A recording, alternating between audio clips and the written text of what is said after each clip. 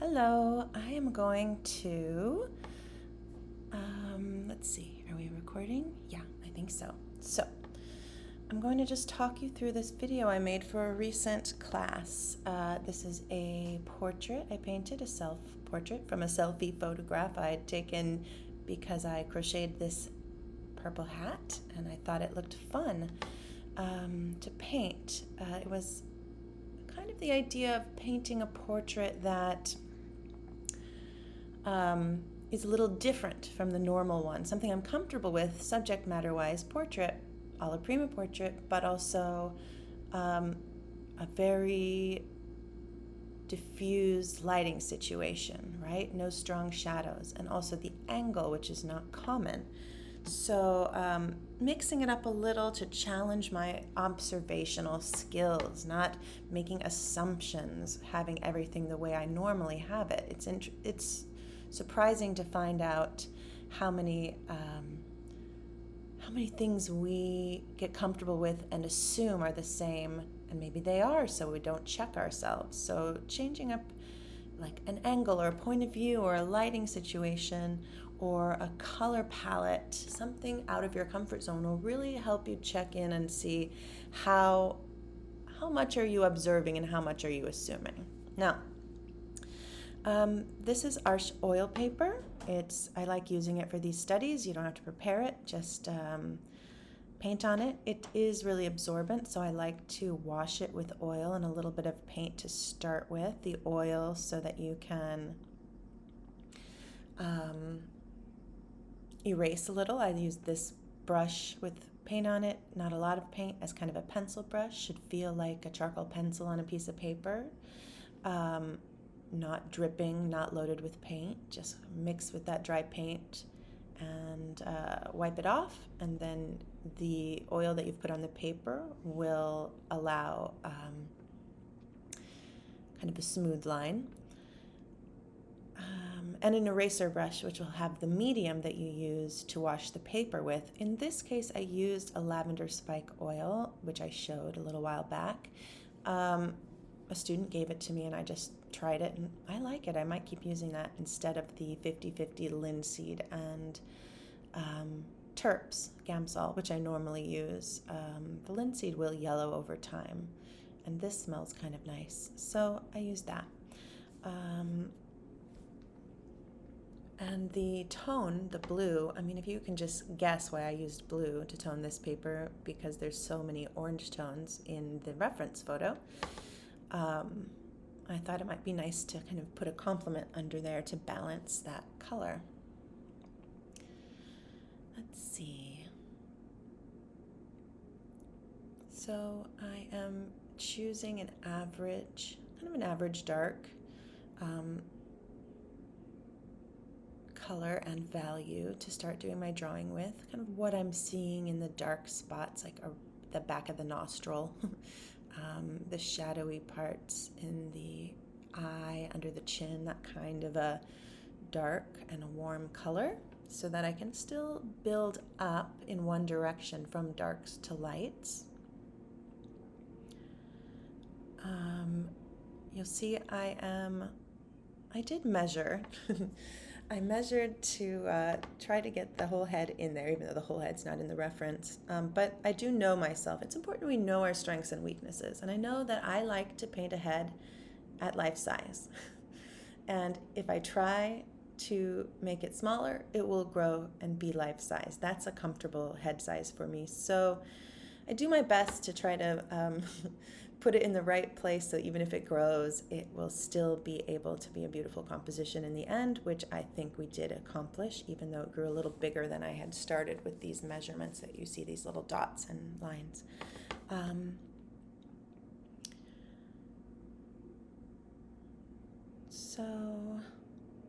Yeah, straight lines. So I always recommend drawing with straight lines. And the more curved the structure you're trying to draw, let's say like a cheek or that round of the chin you see there, the more important it is to construct it with a series of short straight lines. It's just easier to get those angles correct than to wing one curve in one fell swoop, the chances of you getting that accurate are almost impossible, or almost none. So for accurate drawing and beautiful design, break all the curves into short straight lines, and that's what you'll see me doing here until I get it right.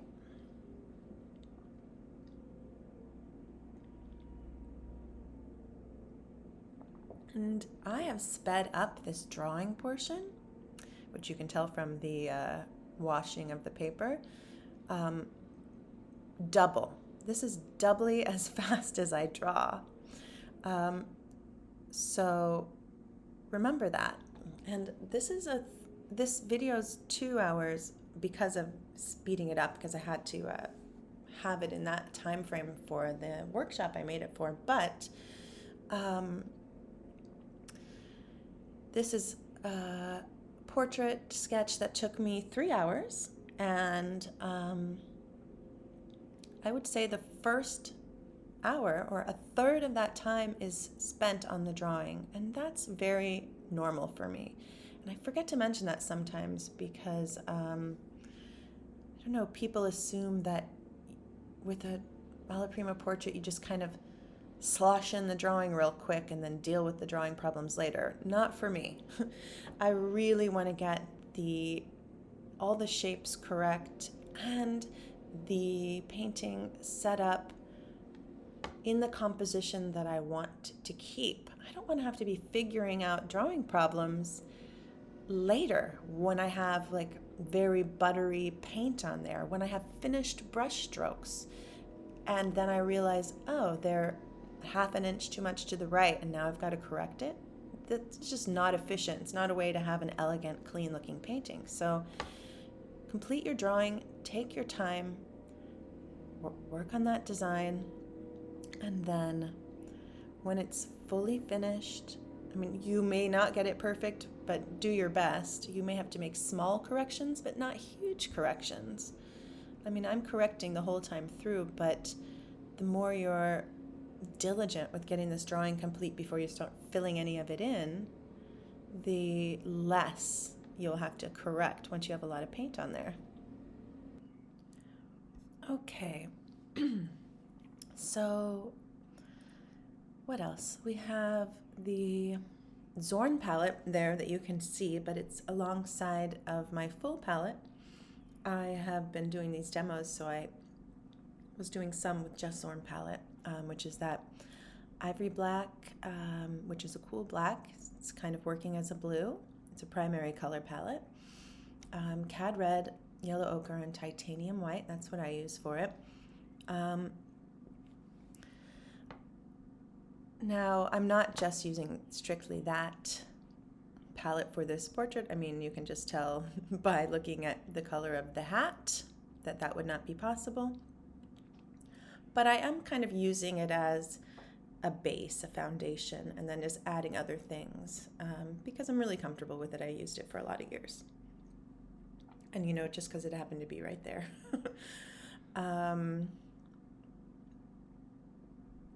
Let's see.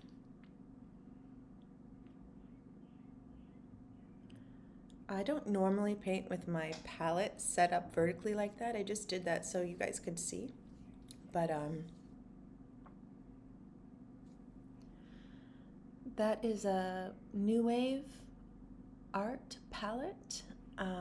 It was the Posh with the gray enamel over the wood, the biggest size they had. I don't think they're making this exact thing anymore, as I tried to find a link to it for a supply list. They're making something similar, but I really like this one, and I have a few, thank goodness. So, and they last forever. I really like that brand, so I'm not being paid for this. Let's see.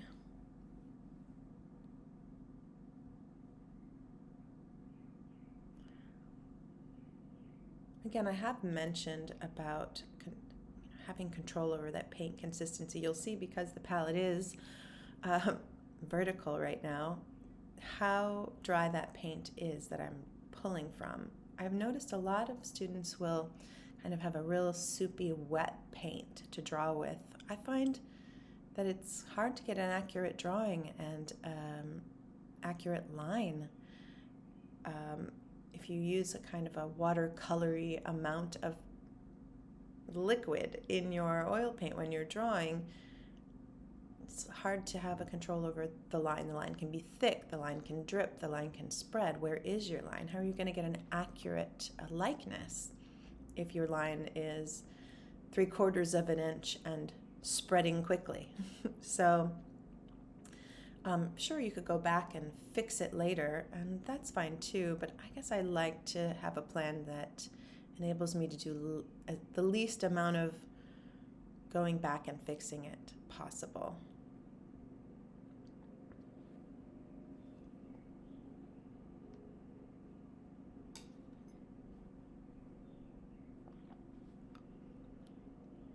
All right, we're about to see me draw the angle of the muzzle here, the mouth, chin, too far back, because this is exactly what I was talking about in the beginning of because of assumptions, because of preconceived ideas from my practice over the years. I'm normally painting a profile that's not tilted up like this, that's more just looking straight forward. So I have put the lip too far back, which is more like that relationship of a straight forward profile with no tilt. And I didn't even realize I was doing it. And this is why it's so important that we keep challenging what we're comfortable with so that we can mix it up and strengthen our skills. Because it looks okay to me and I'm just keep going, and then later I do this measurement, you'll see when I get there, where I'm like corner of the mouth up to the nostril. Wait a minute.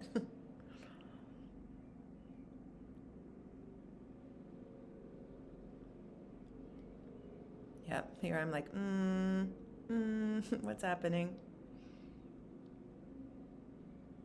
That's where the corner of the mouth should be. What? Oh my gosh. And then I'm like, is the lip just smaller? No, it doesn't seem to fit. I'm like, tried to fit it in there, not really believing that I'm going to have to change that angle so much. I'm like, can I have a teeny tiny lip? This is what we do. It's such a like a funny thing, trying to negotiate with ourselves so we don't have to do something that's logical that we emotionally can't believe. All right, and so here I am, like, okay, it has to go out that far. So this is, I don't normally have like an actual plum, but I took a necklace I had and did some measuring to see where that outer point of the upper lip was in comparison to the nose, and it was pretty much even. This canvas is at a tilt from the camera angle, so you're not seeing that exactly, but the outer point of the upper lip is matching up almost directly under the tip of the nose, just a little farther back. So here I am making that correction.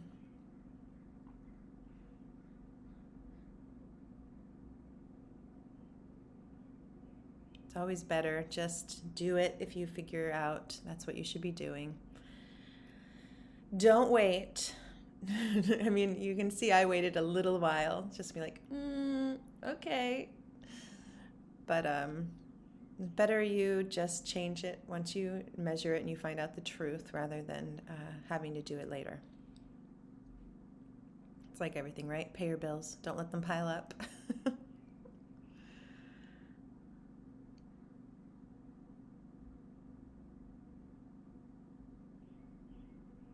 Because, I mean, I'll keep going, very teachery of me with that bill analogy.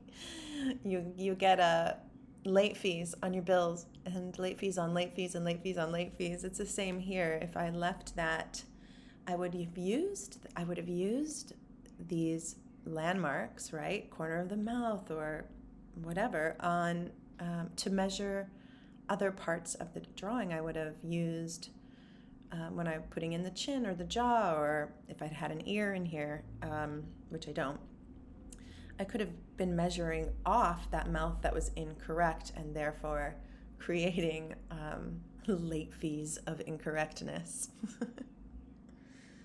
So.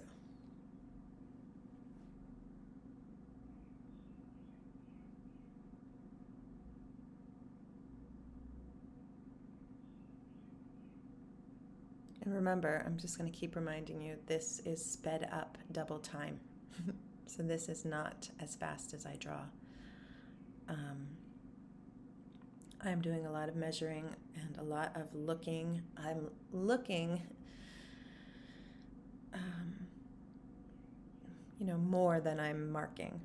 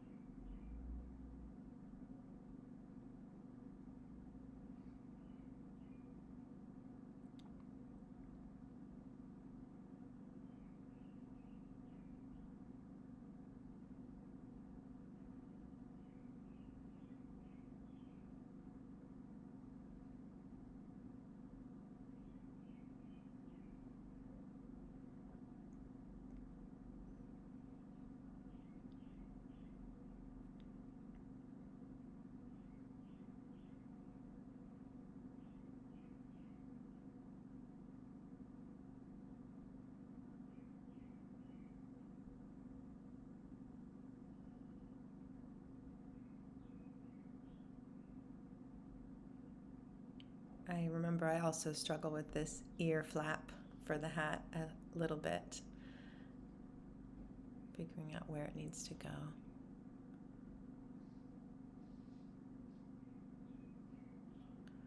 And I try to keep correcting and erasing my incorrect lines so that I don't have anything confusing. This stage, which is easier if you have more intense shadows, but still I can describe it here. This is kind of my step one in my drawing lessons, which on my website you can download that Sargent head master copy. And step one is kind of drawing with the average dark, creating all these open shapes without filling anything in until the drawing's complete. And what I like to say to my students is, by the time you finish this and you're ready to start filling in your dark shapes, like let's say the eyebrow and the eyelash there, or the upper lip, like these would be the dark shapes. By the time you're ready to fill in, your shapes in this stage should be so clear, so obvious, that you could hand your painting over to the student next to you and not watch them, and they should be able to fill your dark shapes in just as you would. It should be that clear. So I try to kind of erase any lines that aren't helpful and just have this beautiful design. Here I'm trying to figure out, okay, what am I going to do with this chin, neck area? Because, as I was mentioning earlier in the painting, we have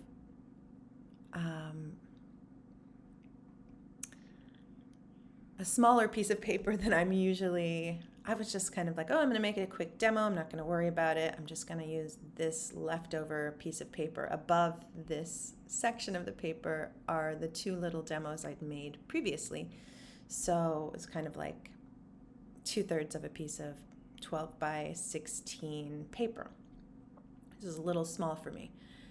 And so my point is, what I was doing there at the bottom is just trying to figure out how much to add in, not to crowd the composition.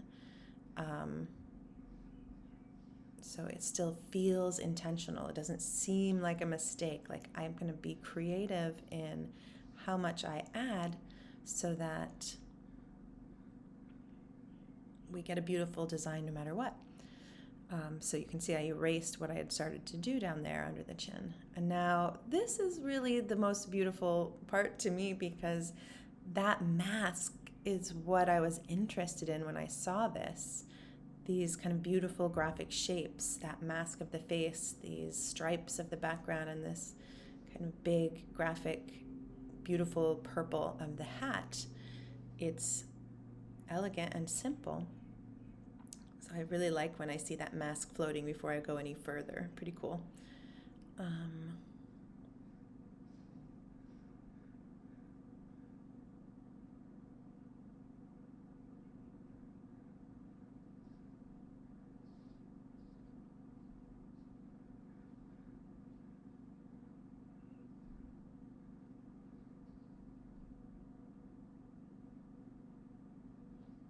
there we've got our hat.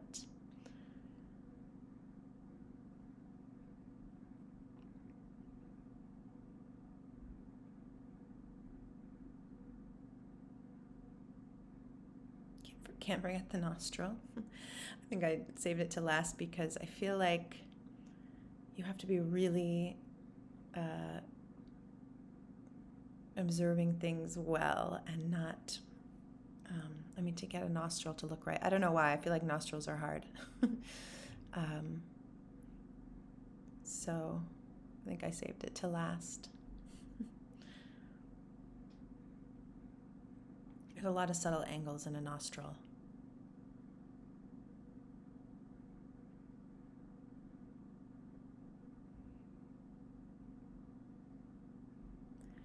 Chin was feeling too round, so structure it up like I was saying earlier.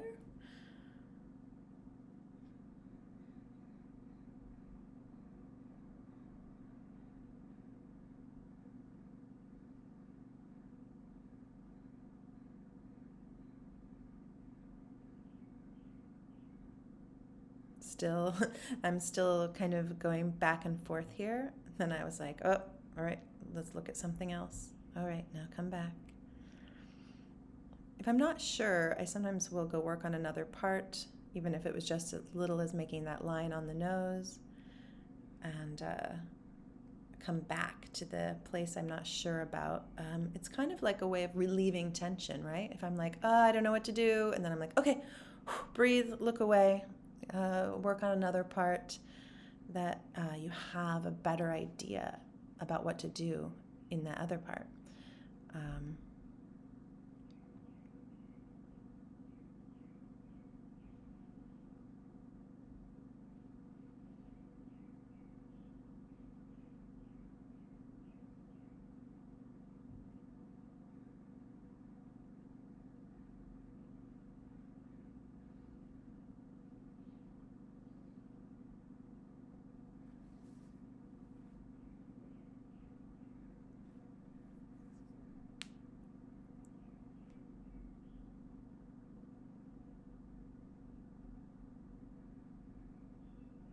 Right, and we're almost done with the drawing here. I think pretty soon I'll be starting to fill in.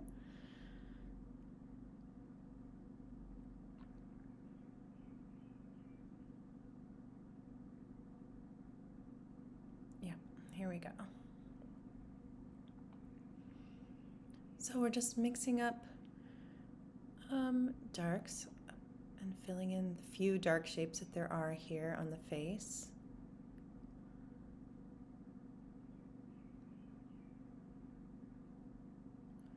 And, even small shapes like an eyebrow, it's really important that you get all those angles. I mean, how many angles are there? 1, 2, 3, 4, 5, 6, 7, 8, 9, 10, 11? I don't know. 11 different angles surrounding the outline of that eyebrow shape. So don't underestimate the importance of these small shapes for likeness.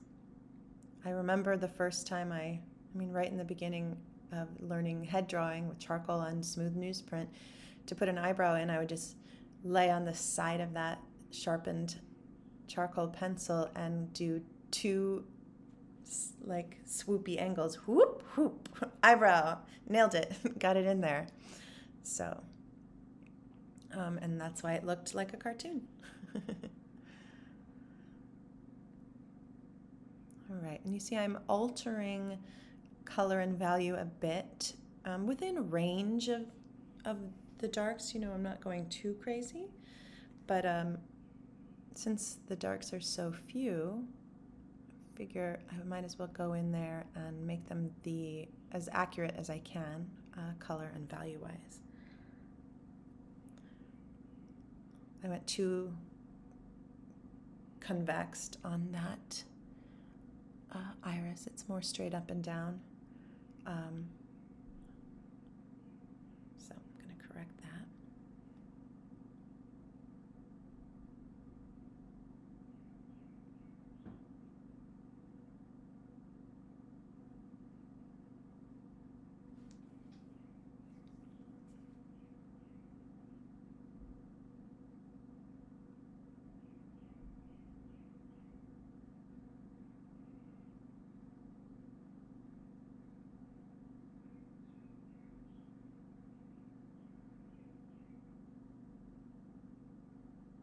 So this is kind of an eraser brush that I was using to correct that shape.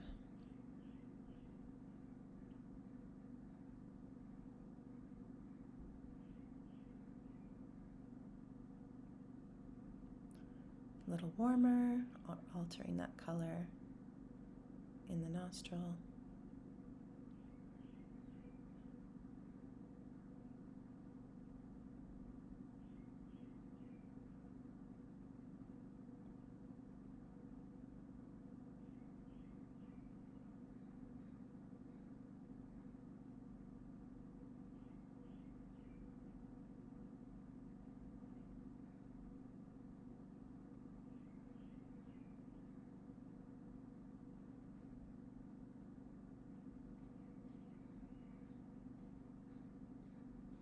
I'm kind of using the palette knife to scrape if I get too much paint in there. We don't want too much paint in the darks.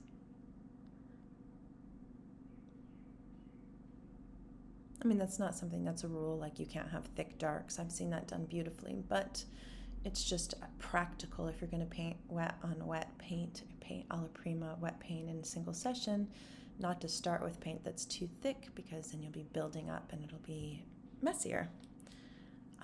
I do think sometimes, is this true? I'm not sure. Having more thin or transparent darks will enhance the three-dimensional illusion, but mine are not transparent, but they are thin, and you can do something washy that looks transparent even though they're not technically transparent. But I don't know, that's just stuff I'm remembering other people say from back in the day. I'm more concerned with having the darks not be thick because not because of the illusion, but because of the practical nature of needing to build up in thickness as I go on chronologically here. All right, so those are kind of the darker darks, and now we're going to start building up lighter and lighter.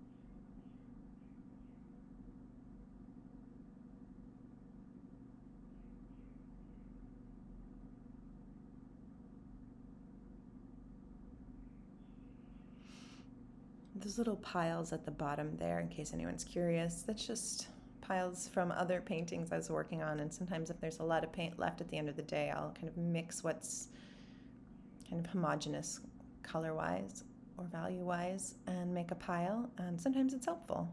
Those little light yellow mixture, pretty helpful in lightening skin tone and keeping it warm. So speaking of that, if you're not used to using the Zorn palette, it'll take a while for you to get used to the fact that when you add white, it cools, and when you add black, it cools, and skin tones need to stay fairly warm on average. So as you're lightening, you're going to need to add little bits of yellow or red in to keep things from getting too cool, and same thing when you're darkening with adding black. Make sure that you are keeping the temperature in line, and that'll be really helpful. Another just tip with the Zorn palette is if you're working for a color that it's not quite capable of making, like a green, it's not going to make a pure green, like a grass green, but you can get a green that looks very green in relationship if you're using the complement in your subject, in your setup. So if you set up a still life and you have something green, then you should have something red next to it, and that will make the green appear more pure.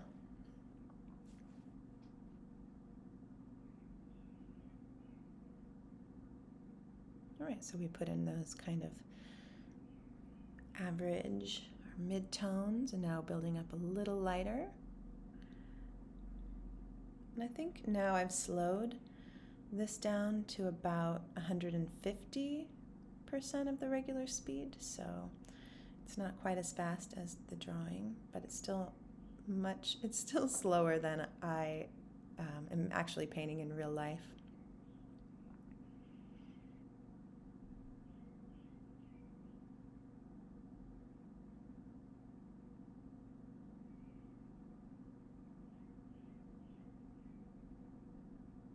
Maybe next one I'll do it at real speed.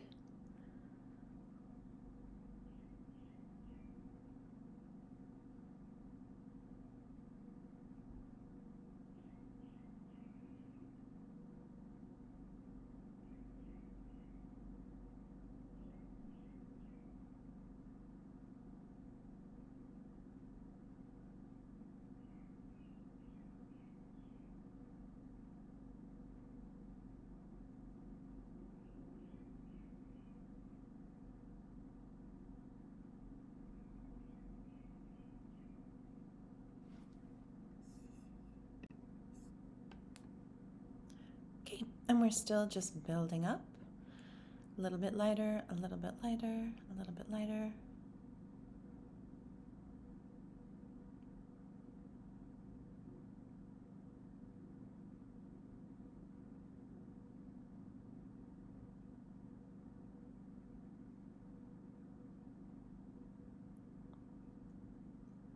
I'm sure you've all heard this enough times, but don't forget to squint to simplify.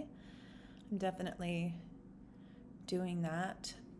If I start to kind of see too many variations and I don't know what to do, I will squint. Though I will say that I don't have to squint as much as I used to.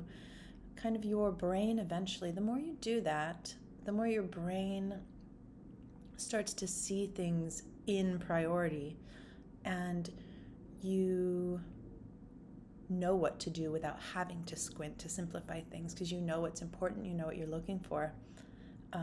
So I don't know, I hope that's encouraging. You won't always have to be confused and simplify through squinting, or be overwhelmed. But what are some good practices to teach you that habit?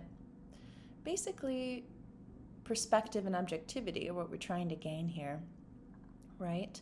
You're trying to be able to paint what you see objectively and not get too mired in the detail or how you feel about what you're doing. And so taking breaks often is really important. It's something that when I was teaching group classes live, I would have the timer set 25, maybe it's like 20 minutes on, 5 minutes off, timed, and somewhere in that 3 hours we would do a 10-minute break. And I would have to yell at people to get them to get up and take a break. And we need to be able to, it's kind of like meditation, to be intentional with our time and attention. And so the more you kind of work that rhythm of painting time, break time, painting time, break time, the more you'll be able to fall into that flow when it's time for painting and appreciate that break to regain objectivity and to rest your mind instead of, I don't know, forcing yourself to paint and then you get into a flow and then not trusting that you will be able to get back into it, so you paint yourself to exhaustion and you don't take a break. So for years, I think partially because I was painting portrait and figure or drawing portrait and figure as a student, the breaks are instilled there because the model has to take a break and then she has to go home. And so I did the same thing when I was painting still life. Even landscape, you can set your phone timer. And I found that though it was hard, if I also didn't look at my painting at all on the break, when I came back, I'd snipped those emotional ties that made me think, oh, this is awesome, or oh, this is horrible, and not actually have enough kind of balance to come up with a practical plan of how to go forward because I was really emotional about it. Also, when you come back from a break, if you don't look at your painting during the break, you can often see, oh, that's the biggest problem, that's the second biggest problem, that's the third biggest problem, and that's enough for the next 20 minutes. What am I showing you? I don't know. Quinacridone. Oh, I know what I'm showing you. This is what I started to do, the purple. Okay, let's go back to the painting. So, because you can't see that part, I'm just using ultramarine blue and quinacridone red. I know I can never say that right. Unless I am saying it right, I don't know. Feels awkward in the mouth. Just those two in combo, and since those are my guesses for what this color needed and it worked, I also have a transparent color here. I wasn't sure if I'd need to add anything that wasn't transparent to get that color, but we are kind of cleaning up the shape so that we can keep this color clean as possible as we go forward. I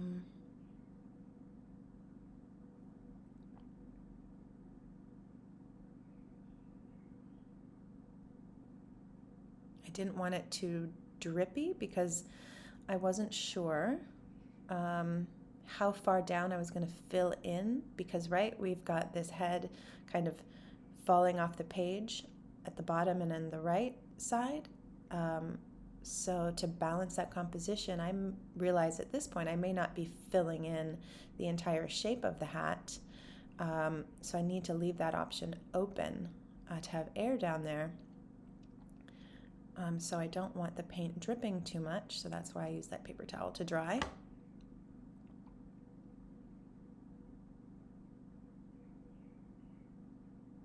I want the fill in to be even.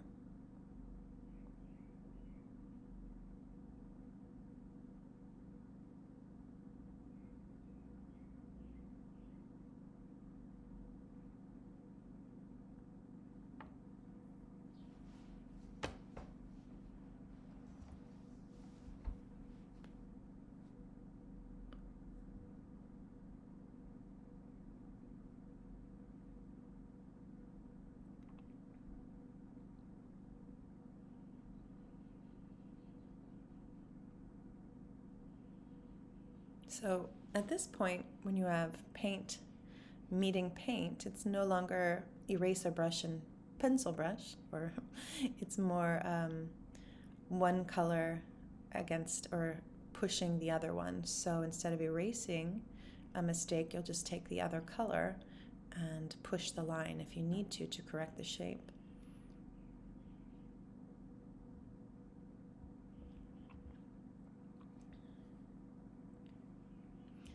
At this point, I'll have several brushes, each with their own color on it. I find that helpful.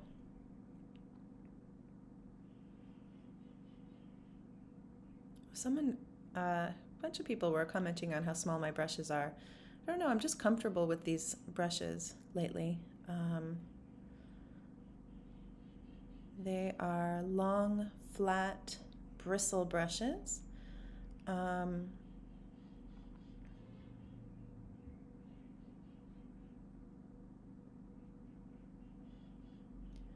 And eventually, because bristle breaks down, they kind of go from long, flat to filbert to kind of a triangle shape. And I kind of love them at all those different stages. They're really useful. I like ones that don't have too much hair in them. The thinner, the better, easier to wash and more flexible.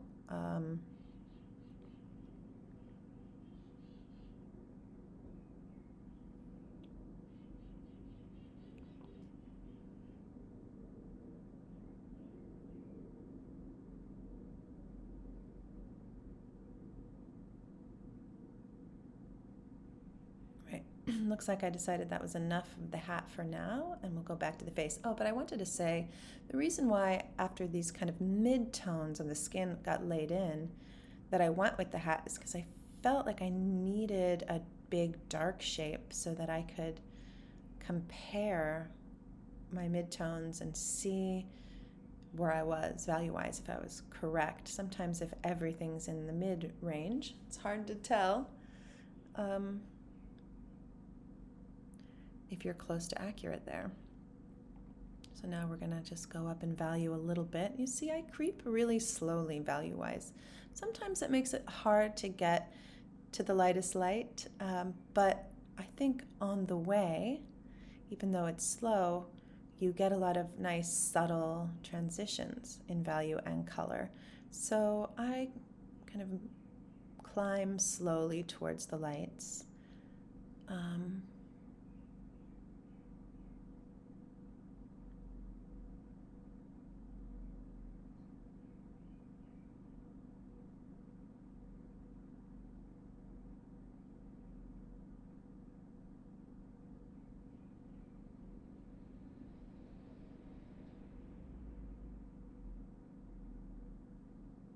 I think here I'm using a round brush. Sometimes rounds are nice, kind of like a felt tip marker if you've got the right texture of paint on there.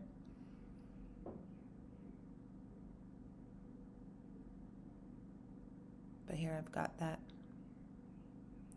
long flat that's turned into a triangle for a little more accuracy.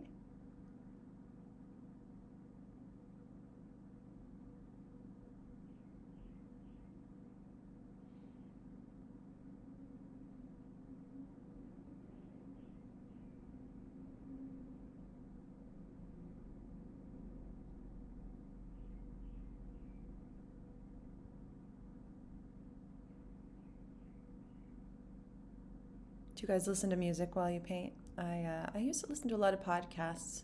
I mean, I go back and forth depending on my mood, but here I was listening to very dramatic Mozart's Requiem, I think.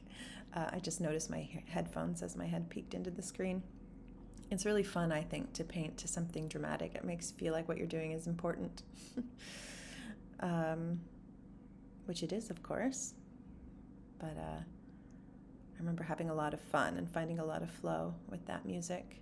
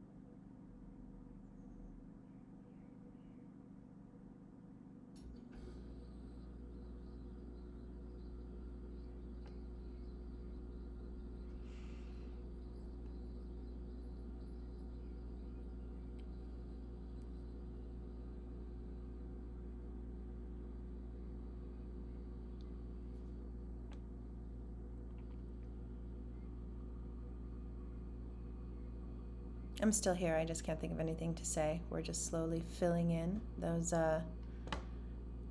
lighter value planes.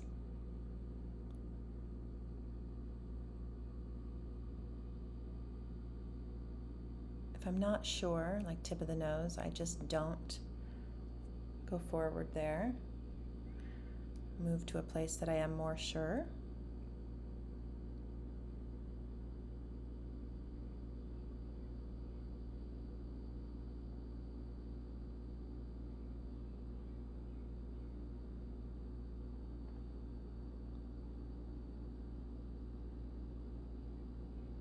I'm going to work to get rid of that drawing line on the nose where it's not necessary. It will be helpful in the bottom there, I think, but it's not necessary everywhere.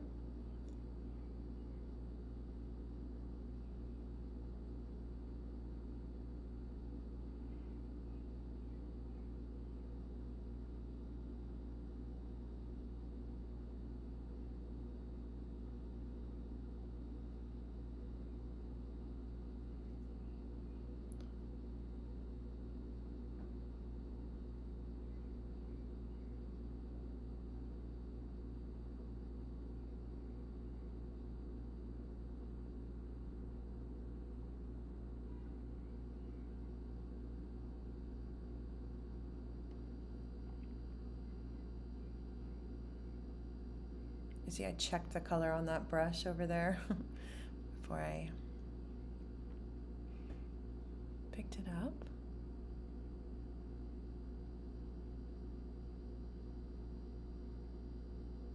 A little bit lighter. Again, notice that I'm going to put down one brush stroke and then assess if it's the right color and value, then adjust the paint, then try again. Please make a habit of making a small mark to test if you've done the right mixture of color and value before you start doing a lot of brush strokes. It's very common that students will be like, well, maybe if I put a little more, it'll look better. And it won't. If one brush stroke doesn't look good, more of things that don't look good will just look worse. So try to keep in mind thoughts like one look, one line. That's what I taught students while drawing. One look, one line. You can measure one angle at a time, do that line, then you have to look back and do the other one. But you can have that kind of thought with one look, one stroke, one color, one stroke. Though, I mean, that's a little oversimplification. That's kind of a lesson I got from Carol Maureen's website years ago, and I shared with my students. She did one color, one stroke, but it's really more like one color / value, one stroke. But I guess we know what she meant. It was a really helpful exercise. I would Google that up if you want.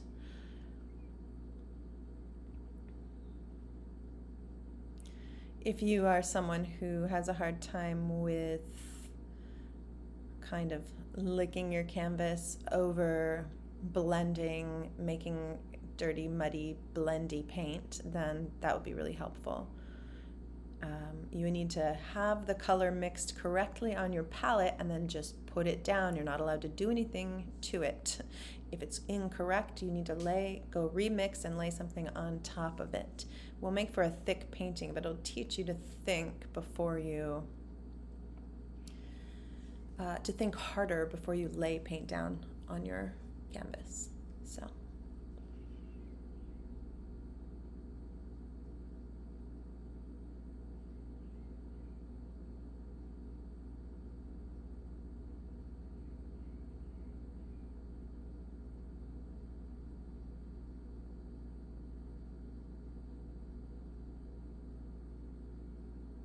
I'm really enjoying this kind of subtle value shifts in this reference. I usually have to do things much more dramatic in order to teach the fundamentals of those kind of separating the darks from the lights and all that. This one's really fun for me.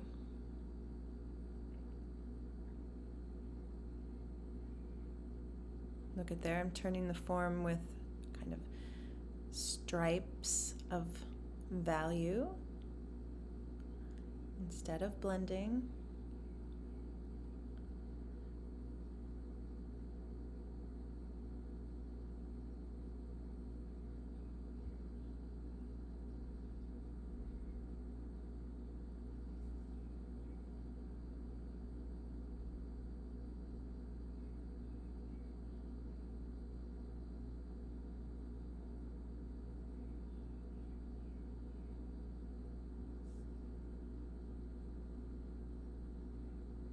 There I'm kind of softening that edge. That's about composition.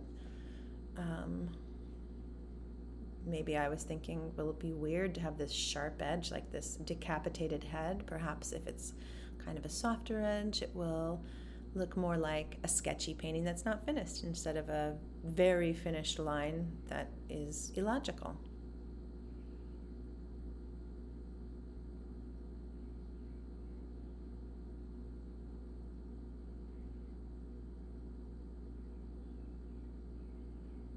I think now I'm going to try to put in some of those stripes. Yeah.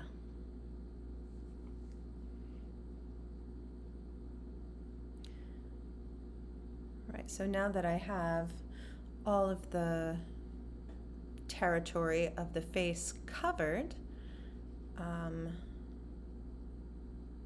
but I haven't gone up to my lightest lights, kind of as I did by putting that hat in to gauge darks, we're going to start putting in some of these light valued stripes in the background to gauge the highlights on the face in comparison to them. As you can see, if you look at the reference, the highlight kind of near the eyelash on the top of the nose is lighter than the stripe in the fabric behind. So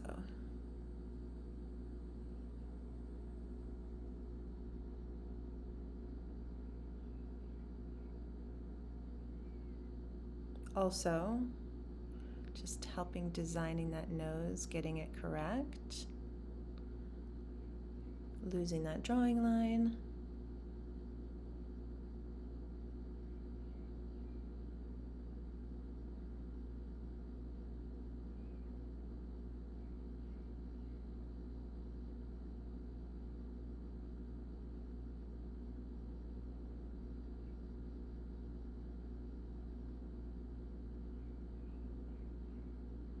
Those stripes. I'm kind of eyeballing it, but get them about right width-wise.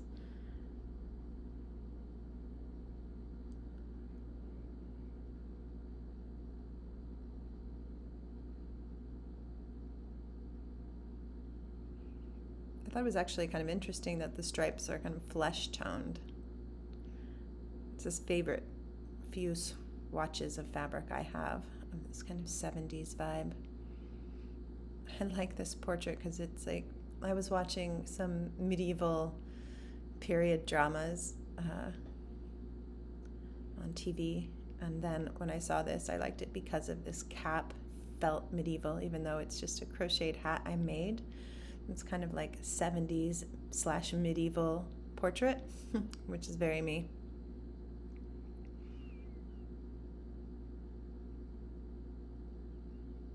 Wizards and Macrame would be the name of my band.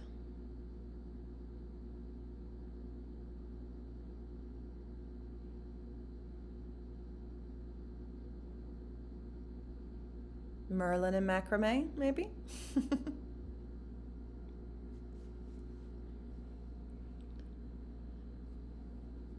All right, yeah, and so it's kind of like these stripes are the negative space around the face. You can use the background as a drawing aid, right? Just bringing it up, using it to correct the edges, outline, rather, of your shapes. Slowly nudging everything towards more accuracy. Like I said earlier, I am correcting throughout the painting, but it's tiny increments instead of I have my eye half an inch too far down, you know? So when you're doing that drawing stage, if you do one of my exercises and you're doing step 1, use the average dark to draw out the shapes, so don't fill in. It's not like you have to seize and freeze and be like, how can I get it perfect before I move on? It's like you can get it as perfect as you can, which will become more perfect and more perfect the longer you do them. It's never going to be, actually undeniably perfect. Always little corrections that we see to make as we go forward.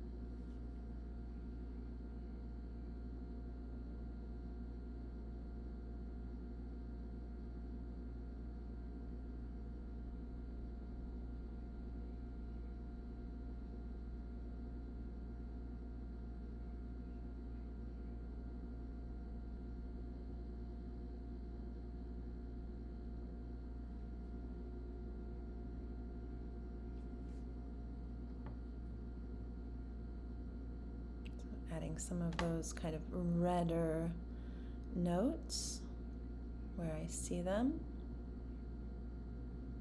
Kind of seems in the reference like a dark line for the nostril, but it's not really dark, it's red, high chroma, mid-value.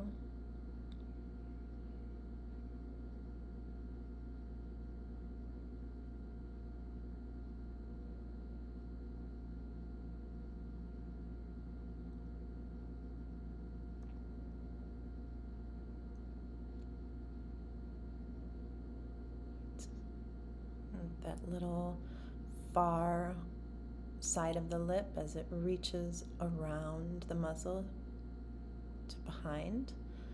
There's like this little teeny kind of triangle shape in there. So putting that in.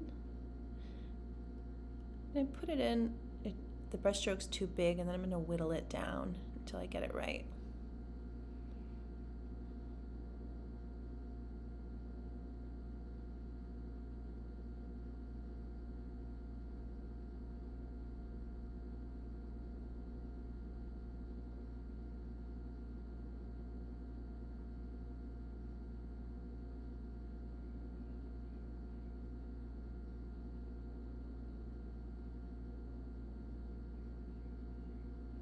I rethought the color.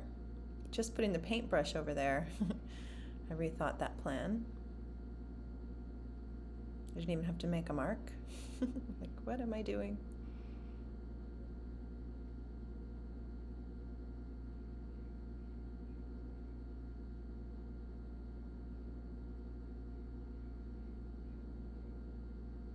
Test it, change it.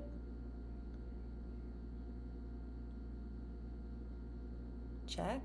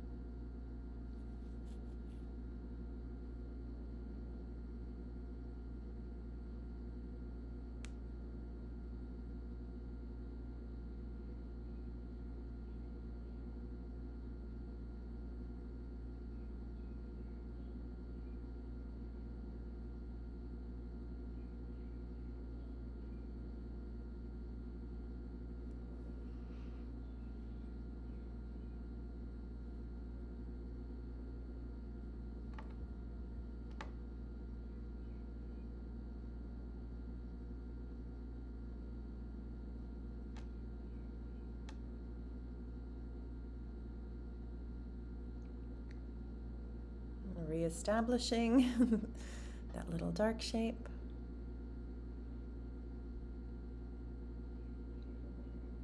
Cleaning it up again.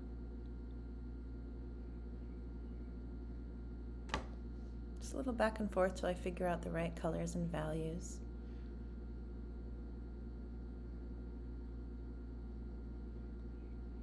And shapes, making that lower lip smaller. Which seems like a good idea, looking at the reference. But again, why wasn't it small enough to begin with? Because I'm used to painting my lips at different angles, and they're not usually looking that thin, right? Some kind of innate vanity, maybe? All right. I think I took a break there.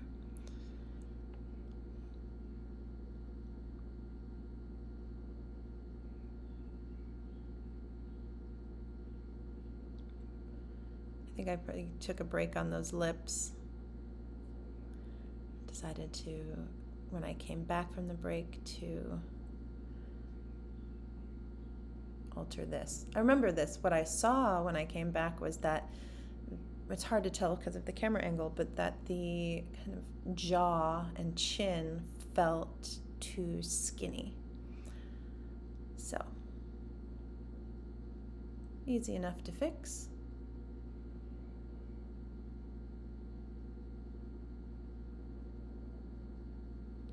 try to always, I mean, there's a point at which you're chasing perfection and you end up overpainting or ruining something. So everything I say, take with a grain of salt, because depending on your personality, you could overdo it. But try to just fix, if you see a mistake, fix it right away. Don't wait. I remember always doing that. Oh, I'll fix that later, because it seemed hard and I didn't know how to fix it, so I just worked on other things. But best practice to fix things as soon as you notice they're incorrect.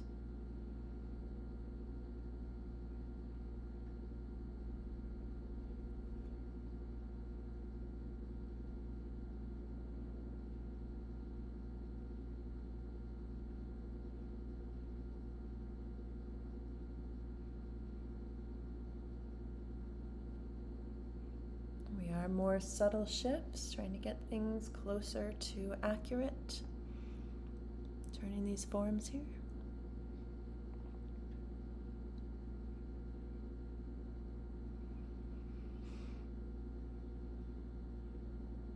Look, I mixed twice and got the exact same color. That's how subtle a shift of value I was going for. There you go. That finally looked different. So that'll happen to me a lot. If I'm trying to make subtle shifts, I'll just mix and then I'll be like, oh, still the same, still the same. That actually still looks the same. Maybe I changed my mind.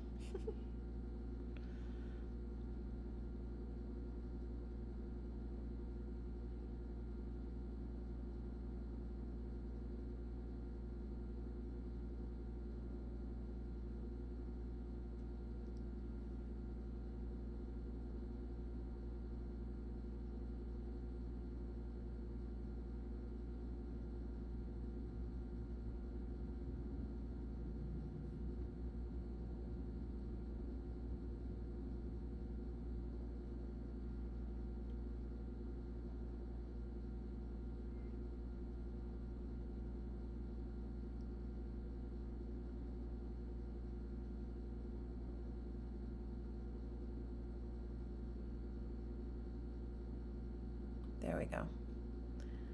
So I guess what I did was I went down to the tip of the nose where the highlights or the lighter planes were more obvious, put those in there, and then felt more comfortable to come back to that bridge of the nose up there and lighten up as I was initially trying to do.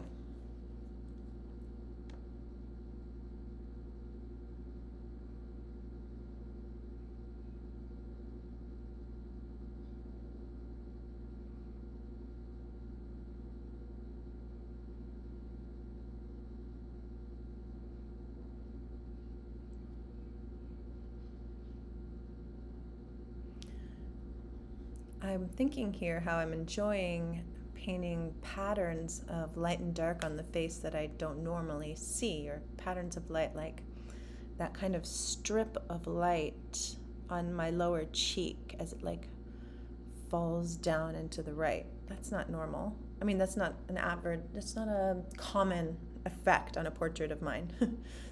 So I just had a thought.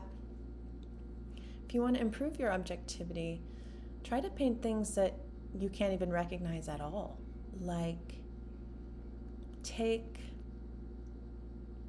a complicated photo of like a huge amount of still life items. I don't know, I'm making this up right now, and then take a little abstraction of it, right? And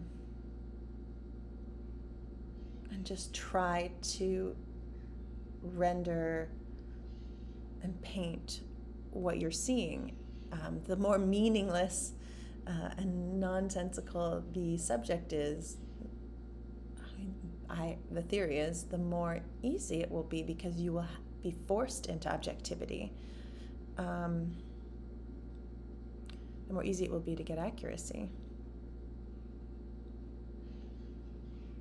Because when I'm painting kind of systems that I don't recognize, all I have to depend on is my observation, and I have to trust it. It's a good way to get yourself to start trusting your observation skills rather than your assumptions and memories and things like that. So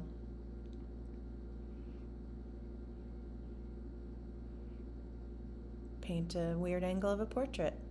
Paint something you've never seen before. I don't know if there's anything we've never seen before, but I think you get my idea.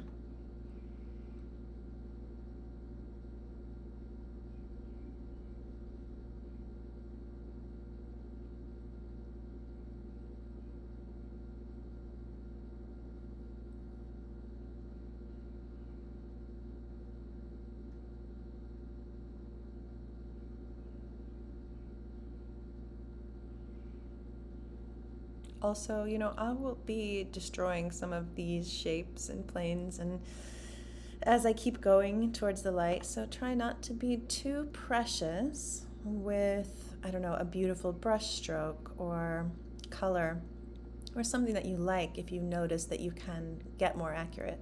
So I think as I start building up, especially around that cheekbone eye area, you'll notice that I keep going over and over.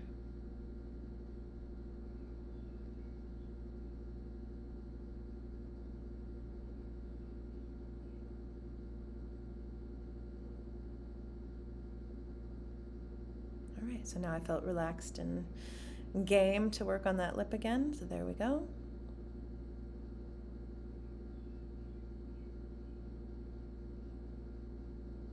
And your strategy will always have to be about what you need, and we will need different things at different times. So my strategy was to move away from the lip when I felt like I wasn't solving it and just allow myself to come back to it later. But I have had times where I wasn't finishing things and I had to have a strategy that was, you're going to sit with this feature or this painting or whatever until you finish it.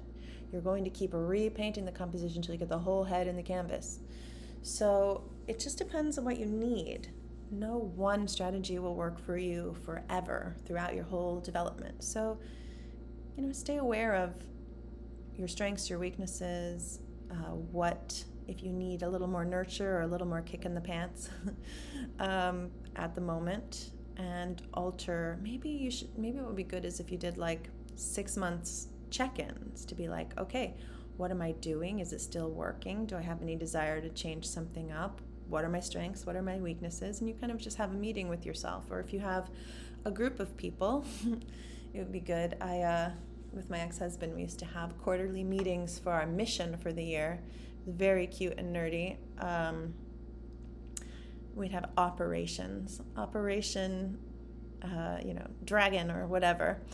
And the operation was called something based on what our goals were. So you could do the same thing with your art. If you had a club, check in with everyone and have quarterly meetings or biannual meetings where you get to have beer and pizza or whatever you want, and check in and see how you're doing and if that's still relevant goals for you and such. So find a way to make staying organized and interested and creative about your approach fun.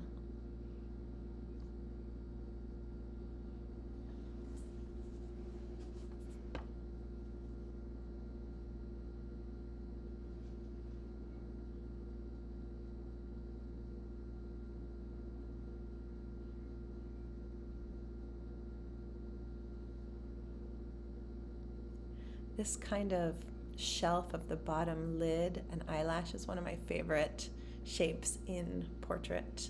So I'm going to perfect that a little more as I finish this portrait.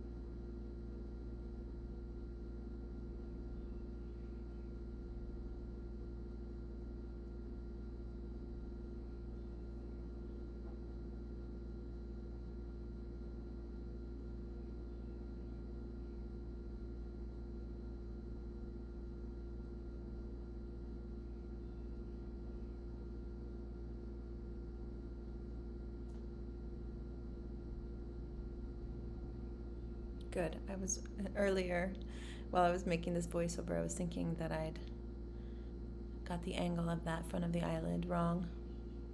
I'm glad I fixed it.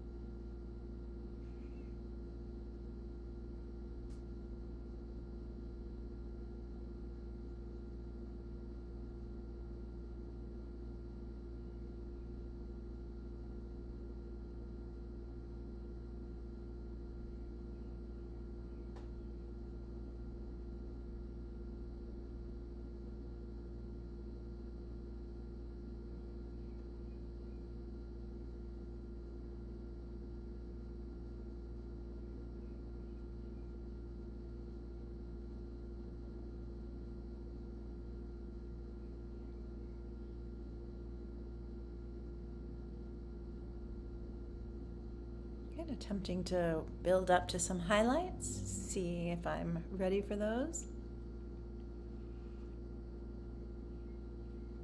Changing color, you can see the one on the nose is more pink, the one near the eye is more yellow. Changing. It's really important with highlights. Don't make the classic mistake of taking white paint and dabbing it everywhere for every highlight. Highlights have colors, values, and edges, and they describe what's happening with the light and the form. So it's really important that you get them accurate.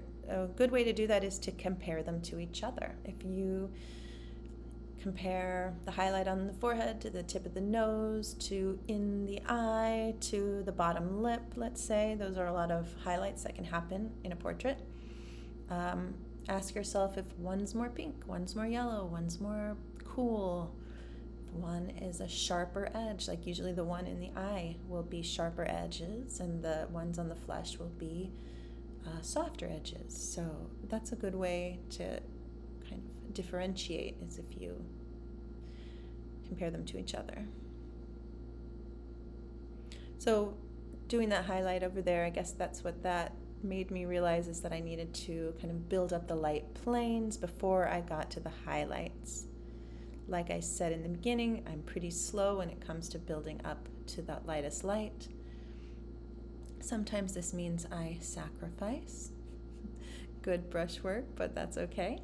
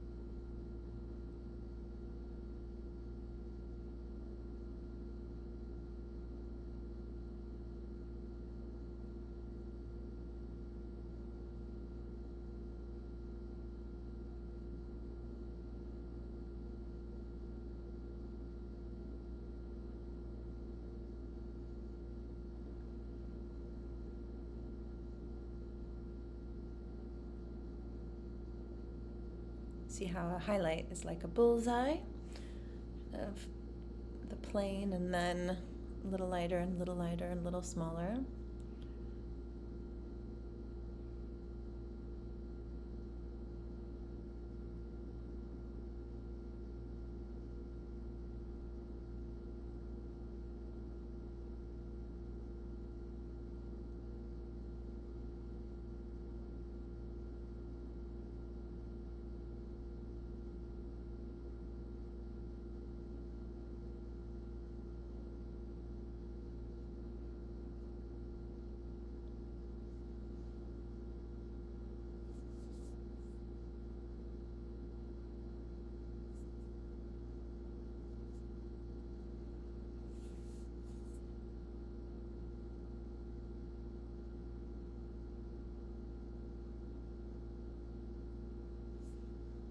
again. So I guess I'm trying for highlights, and then I'm realizing I don't think we were quite there yet.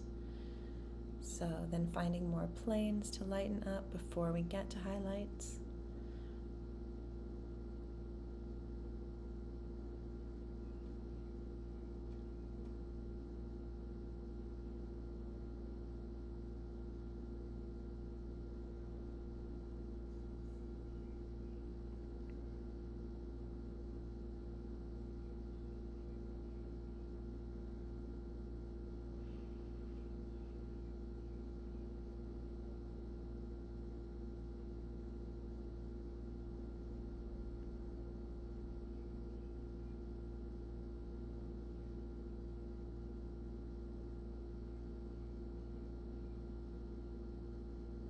Feeling a little more confident and laying those light planes down a little more vigorously.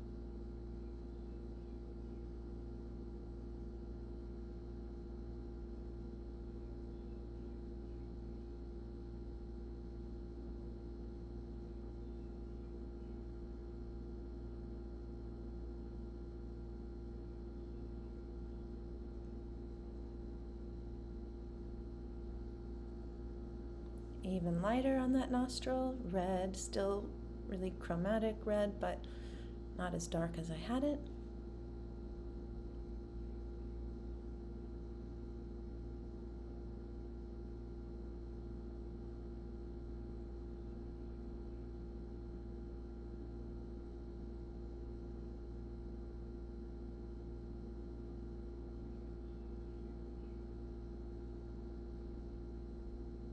There we are again, going for that lighter plane.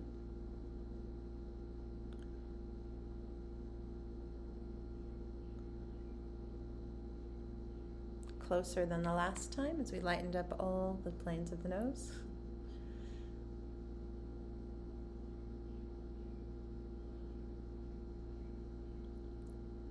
And we can go again for our highlights, and that's working better.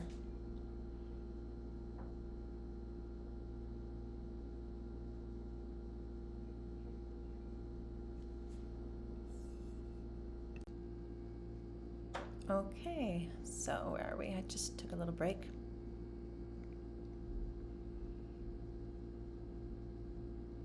Kind of smoothing out those highlights in the kind of eye, bridge of the nose area, and then going back for them.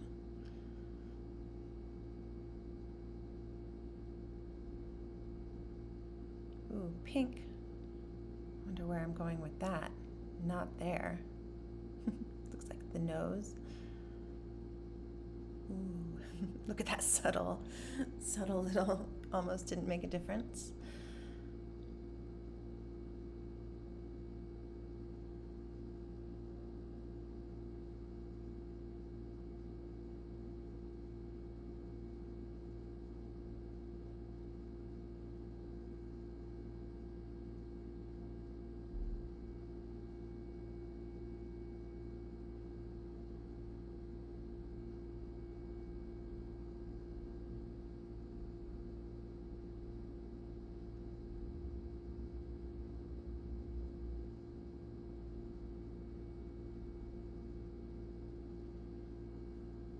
here I'm just letting my eye skip around, find small corrections.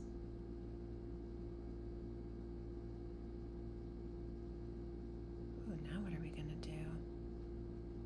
Ooh, I think we're gonna do another stripe. Yep, that's what that color looks like, stripe color.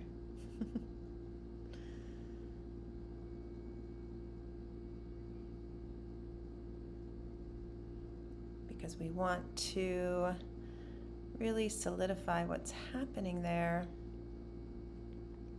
at that kind of junction of, I mean, I really think that's kind of a fun focal point, right? The bridge of the nose, or the top of the nose, the eyelash, the eye. We've got that contrast from the stripe. So I really want to make sure all those angles are correct at the top of the nose. Sorry for my hair. It's very hard to get a camera angle that is close, that doesn't show my face. As when I'm working on these details, I often kind of put my nose to the paper. Ooh, look at that, good. So using the skin tone to, again, kind of, we're pushing back and forth with the two color shapes. I just think that part of a profile is so pretty, so I'm trying to get it really right.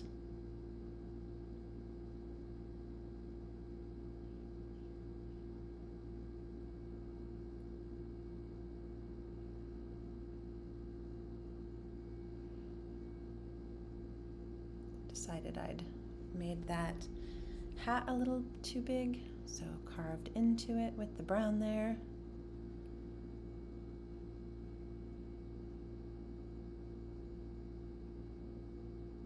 Not quite finishing up to the top because I haven't with the other stripes. And so again, here's this kind of thought about composition. Don't go too far. If you're not sure how far you need to go, then kind of stop and leave some space for what this composition will need. So I'm not committing, like I didn't with filling in the hat. I'm not committing to filling in those stripes all the way up to the top yet.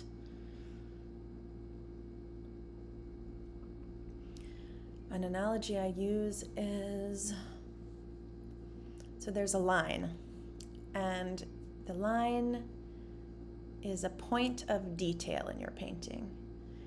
You can walk up to it, sorry for my head, you can walk up to that line. If you cross it with more detail, then you then have to bring up the rest of the painting to that degree of finish. If there's just an area that you bring up to a degree of finish that makes the rest of the painting feel unexplained. So I really like to feel for that line before I cross it. Takes a lot of practice. You know, I've definitely overpainted many an alla prima portrait, and underpainted a few in search of that line where kind of I can paint the least amount of information that touches the truth of the subject. So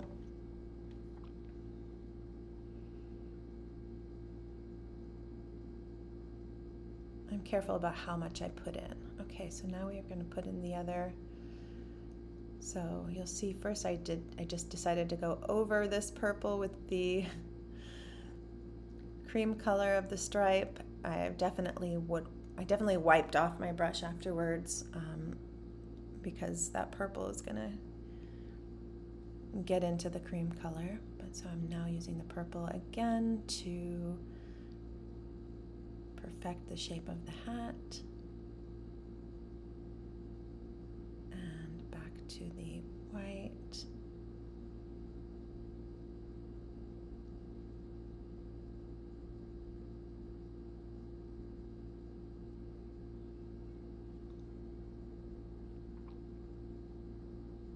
kind of put a lot of paint on there. You see me squishing it out of my brush so that I don't have to kind of drum up that purple from underneath.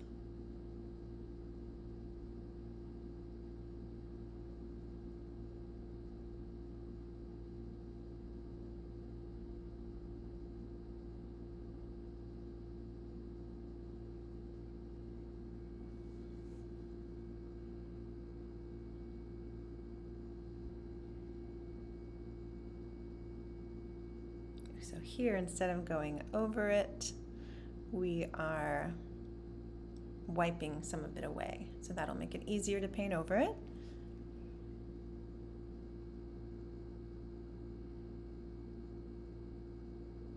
That'll open that little orange stripe we're skipping over.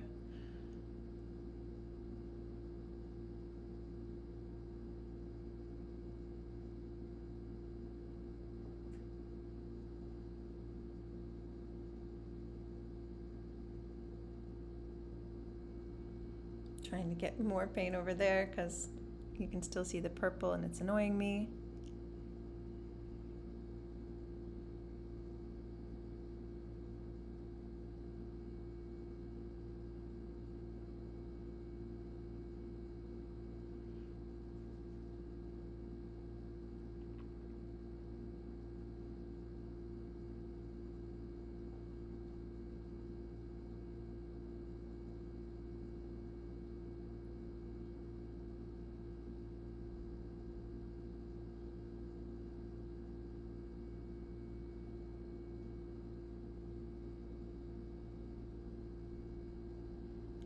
If the new shape I'm making encroaches on the drawing of the old shape, which it does, I just go back and get the color from the old shape and re-establish where I've kind of interrupted.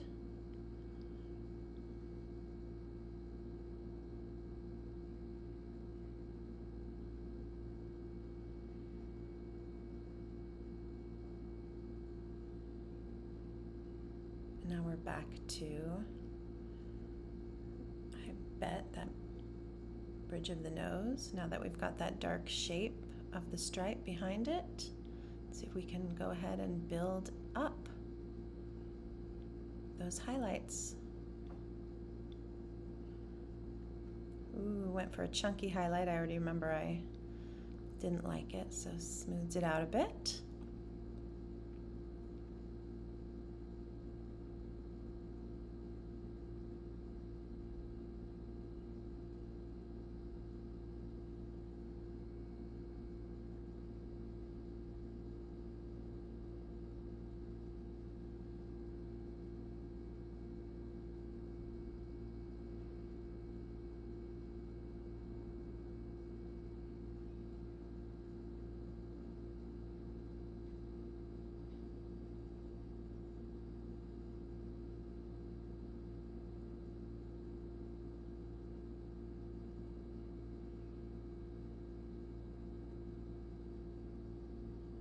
Aren't you glad I sped this up? Again, just reminding you how slow I really paint. This is 1.5 times my speed.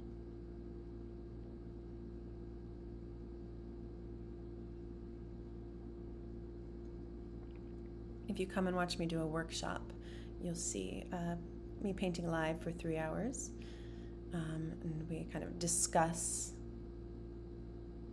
everything together while we're doing that. It's nice to get the questions. That's something we don't do if we're doing this.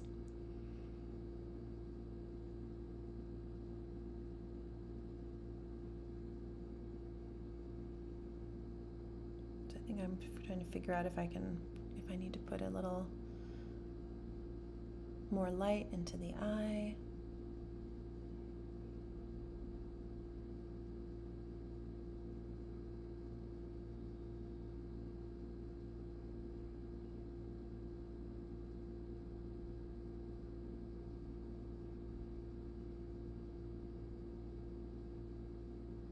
Seems good. Seems like a good choice.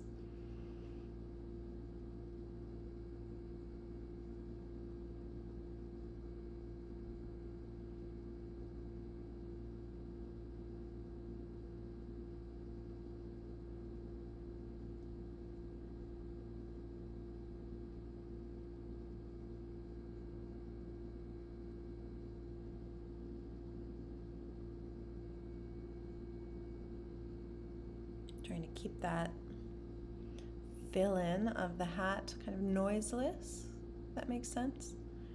Just want it to be graphic. Don't want it to be real swirly or messy.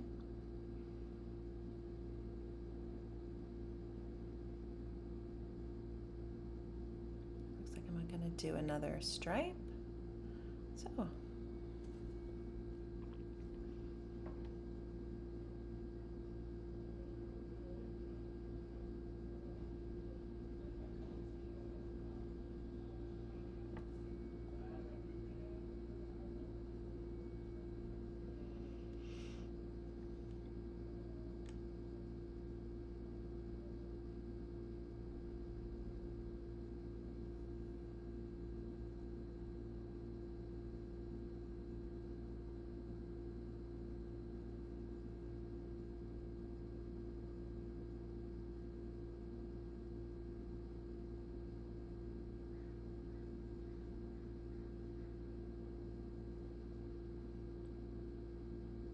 Here it seemed like filling the stripes up to the top is only logical because it's such a short space.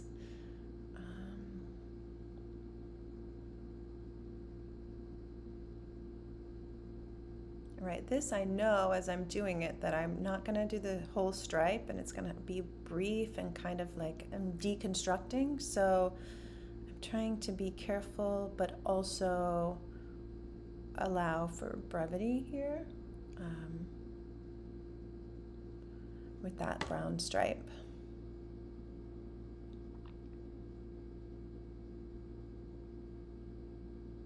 All right, looks like into the cream stripe, and we can get rid of that line.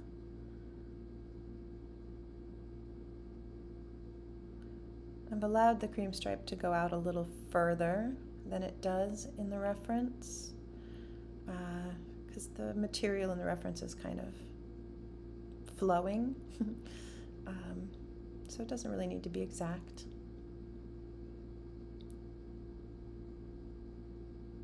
Right, trying to get the correct color. It was a little too cool.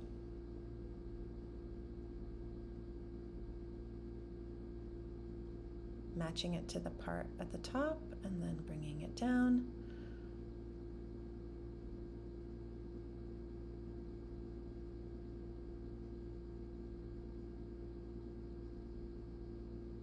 Trying to figure out where I can put my pinky, my little pinky mall stick, without sticking it into the paint of something else that I've already finished.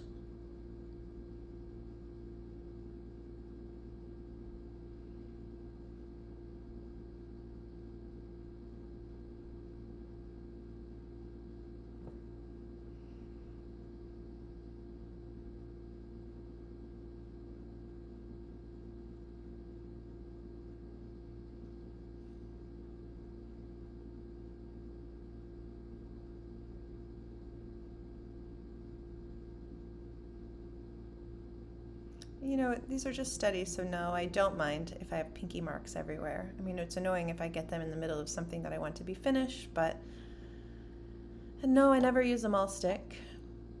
I don't know. I feel like my pinky works okay.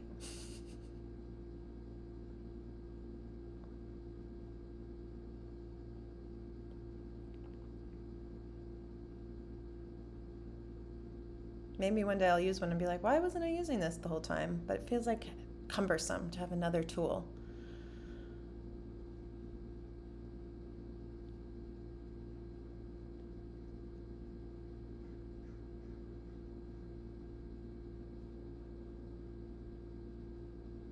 All right, we're getting closer. Oh, back to the stripe.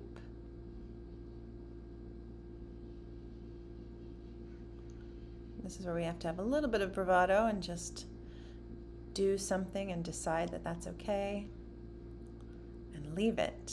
And here I know I'm adding a little terp because I want it to be a little more flowy and kind of deconstructy as we allow it to go out.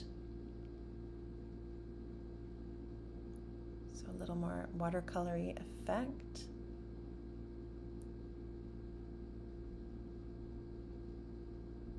Is that it? Pretty much.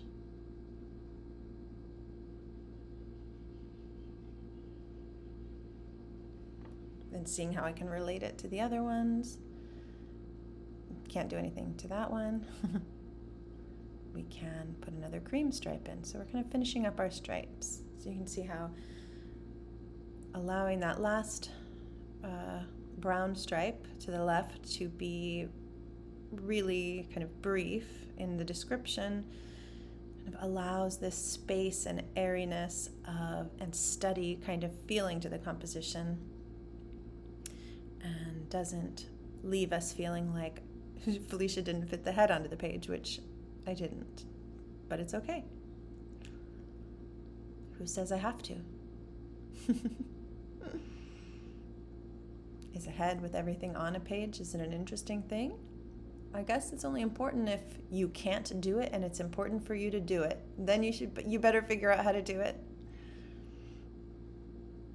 Okay, now we're going for that orange stripe. I definitely knew I wasn't going to do those 2 tones of orange pinstripe kind of a thing. So we've simplified, because there's also a pinstripe outside of each of the brown stripes, which I just noticed. I didn't notice that the entire time I was painting this. If I was doing a larger, more finished portrait, I would definitely get a straight edge out and do those little teeny pinstripes, because they would be fun, but not for this.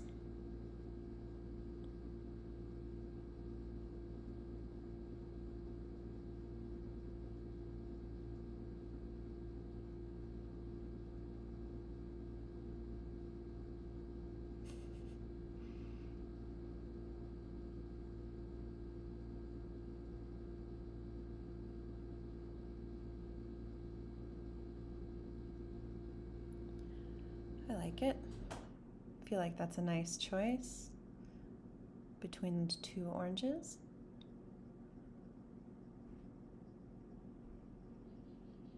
Probably gonna get my purple brush out. There, I'm showing you I have all these different brushes with different colors at this point, because we're pushing and pulling these shapes, trying to get everything accurate.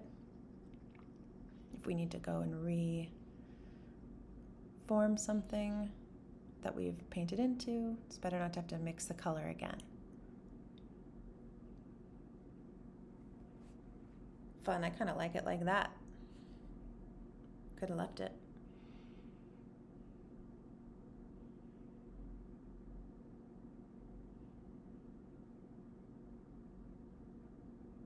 I've definitely had a hard time finding out where to put my pinky here.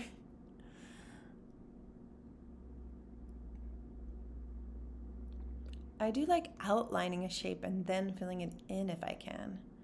It makes it easier to control that the fill-in is just where you want it.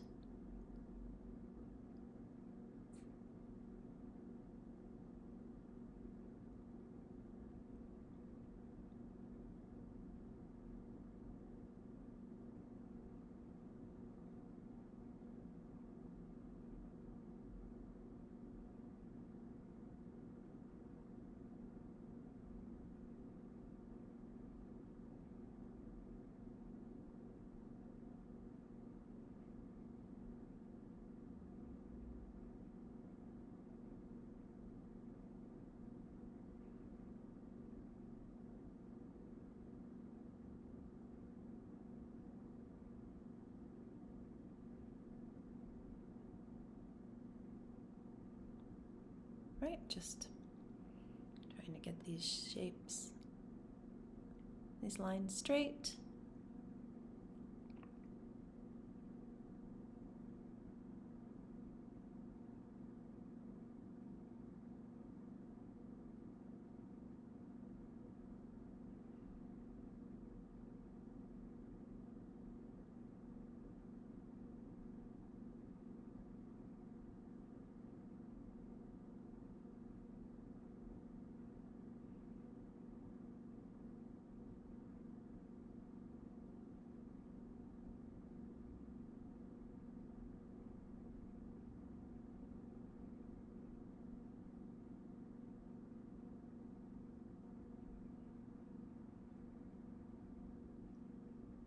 Okay, and here I remember thinking, ooh, should I add another cream stripe? But I didn't want to close the composition over there in the corner. So you'll see I have a solution to get rid of that brown, incorrect line of the hat that's coming out from the orange stripe. And also you see that I decided not to go past the orange stripe with the purple too, just to leave that air over there, not to connect it fully to the edge of the canvas.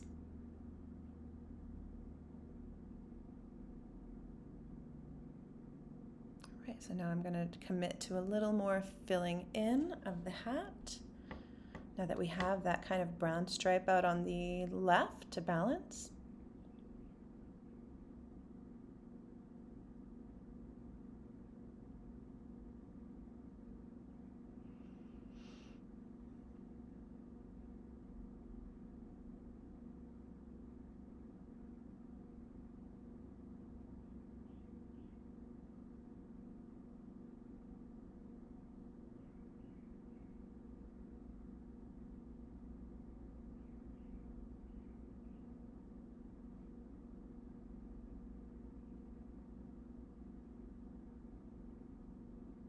It's really trying to get that fill in kind of velvety and even. Carefully, carefully before going forward.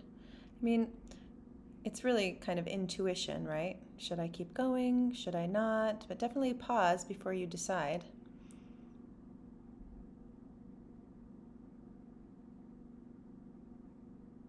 Trying to smooth out so I don't have that line there.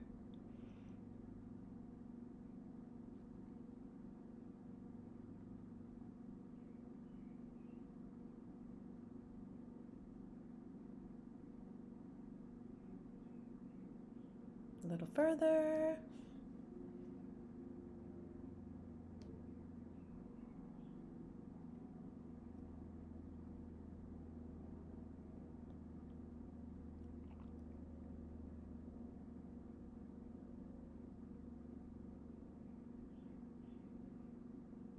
I like this idea. Just going over that brown drawing color with the purple, but not filling it in.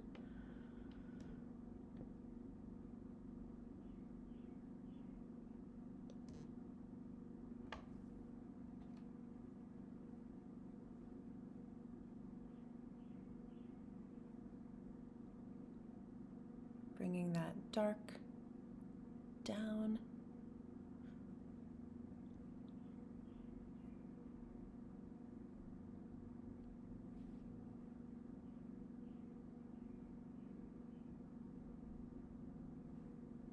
All right, now I think I'm going to have that solution I was talking about. Yeah, okay, I'm pointing out, oh, here I am, pointing out things that I want to fix.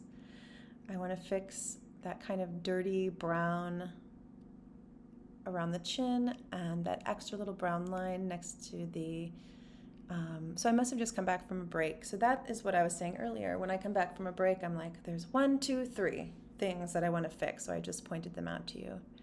That's just me pulling a hair out of that little round brush. Because you can't make a nice shape if you've got a wily brush hair dragging through the wrong pile.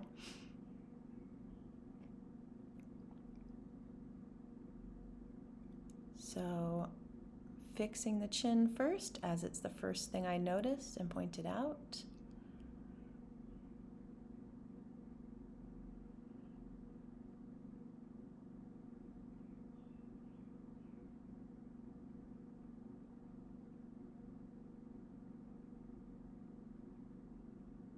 Which led me to some other things.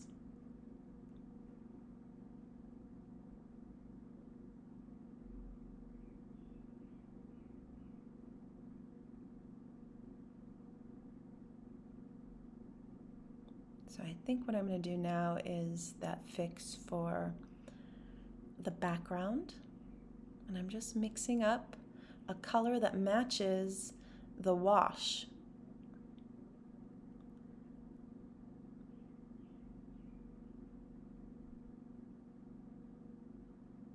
I did a pretty good job. And here I remember thinking it was really great that there was this kind of dirty brown that I had to paint over because it was kind of melding in with this blue paint, which worked because there's a lot of erasing that I'd done that kind of dirtied up the blue in general. So that was lucky.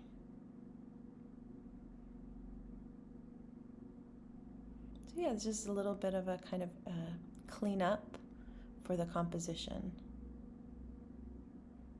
Again, not going too far, just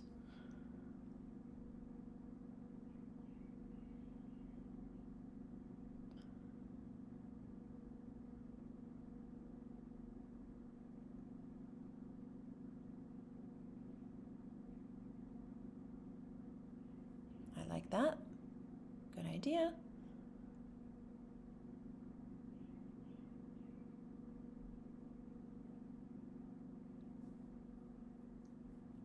Then I thought maybe I'll come in and do a little cleanup here, but just real scumbly because I didn't want it to look like blue paint cutting into that. So perfecting shapes all over.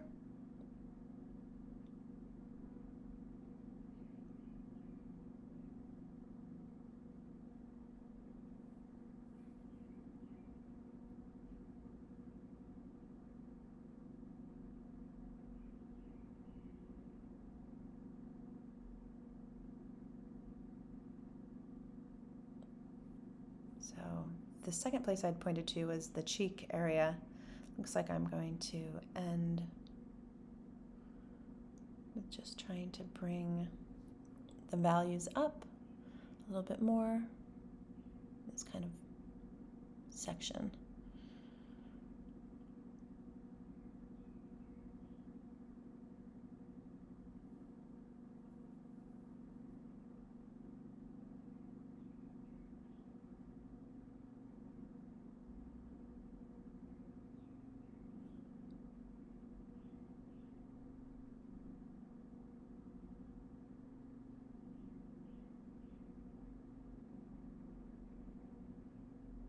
Yeah, I really needed to commit to going lighter here, so here we are. It's kind of the first shape I saw.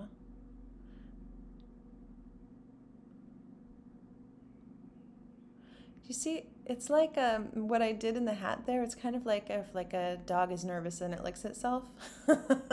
I was like, okay, I committed to this oval light shape on the cheek, but I'm a little stressed out because does that mean I'm going to have to bring things up lighter and lighter everywhere? Like it's a big jump. So I went and licked my paw, which was like zhuzhing the paint in the simple hat, and then came back. So there you go. That's you, like, that's me self-soothing. Funny to watch. And then I'm like, all right, we're going for it.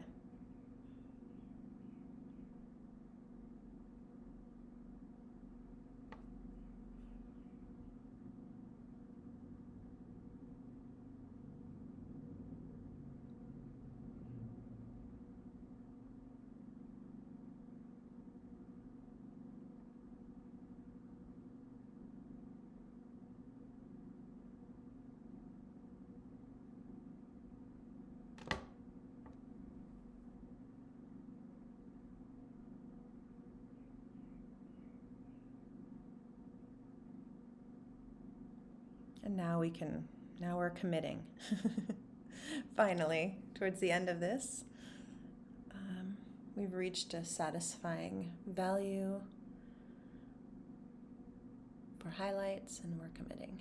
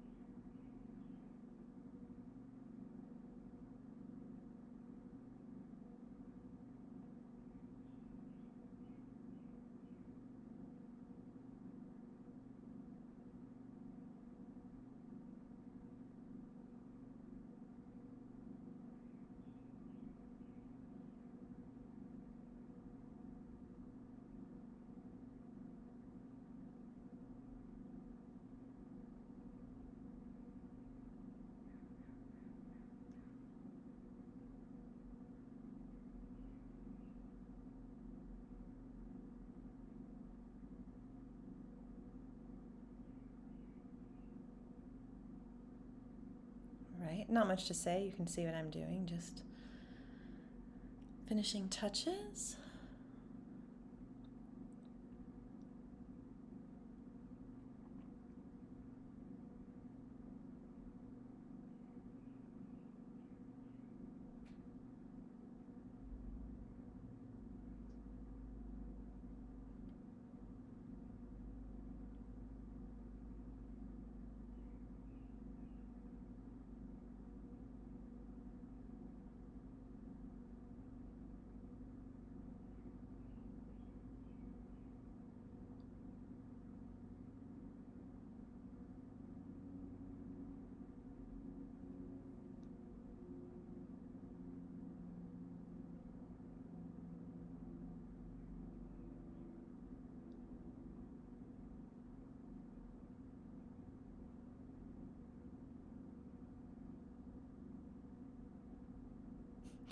Never too late to keep trying to perfect the shape of the hat.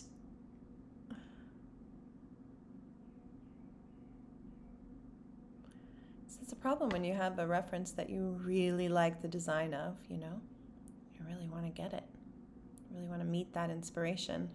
On that note, I see like a lot of students will be like, I didn't know what to paint, so I just painted this boring thing.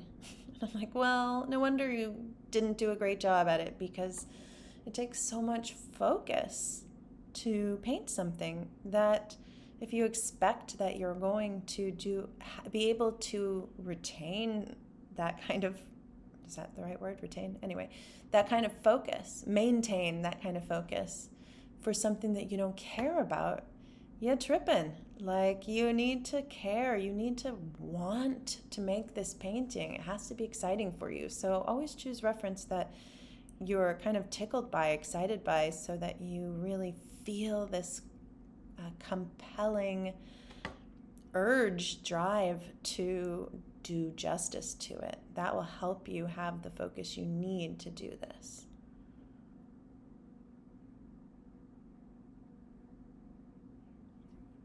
Same thing with everything, like teachers. Just because someone knows how to paint doesn't mean that they're the teacher for you. Find someone who paints like the way you want to paint.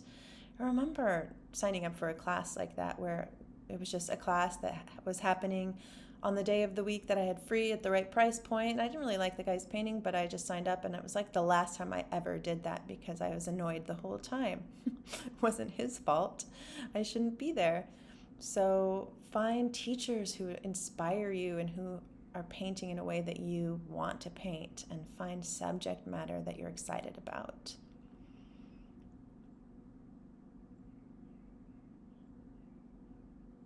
Oh, this is what I was talking about ages ago, that little beautiful shape of the lower lid and lash. I love that in a profile.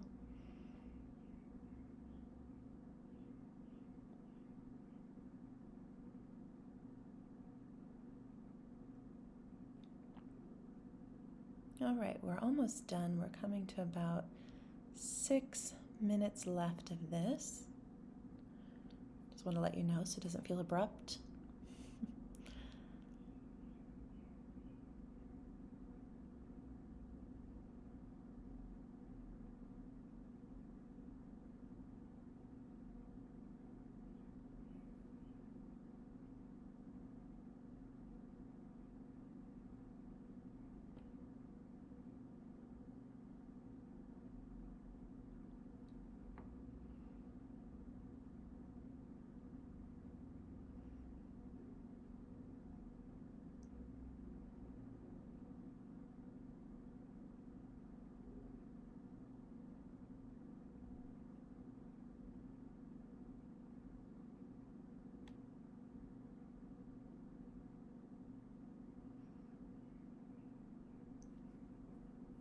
You know, and even after all this careful building up, trying to have subtle value shifts, I still think I could have gone more subtle in this portrait. I mean, I like the effect, so it's fine, but there, you see me doing it, going more subtle there. It doesn't look like I've got punched in the eye.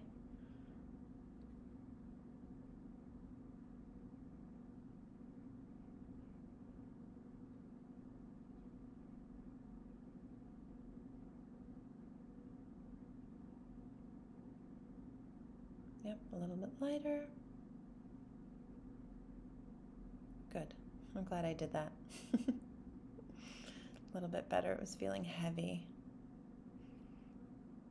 There you go. She says to her past self.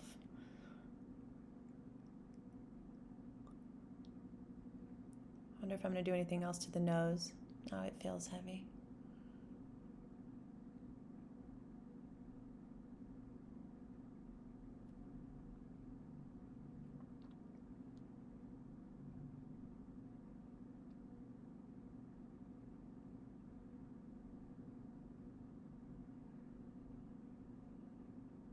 Apparently I have the same thoughts that I had a couple weeks ago.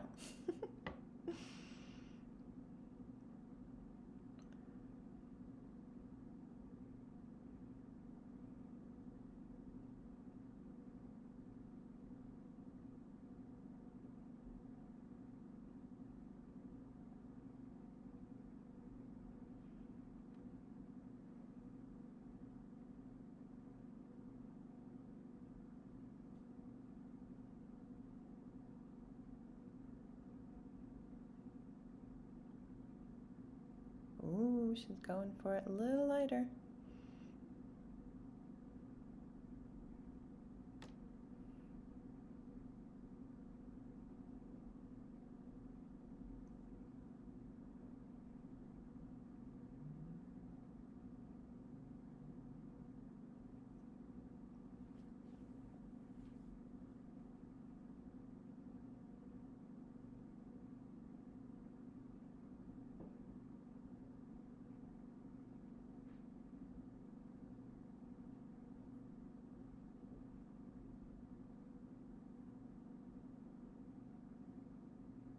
Trying to be careful not to stick my foot in it, finger in it, my pinky finger,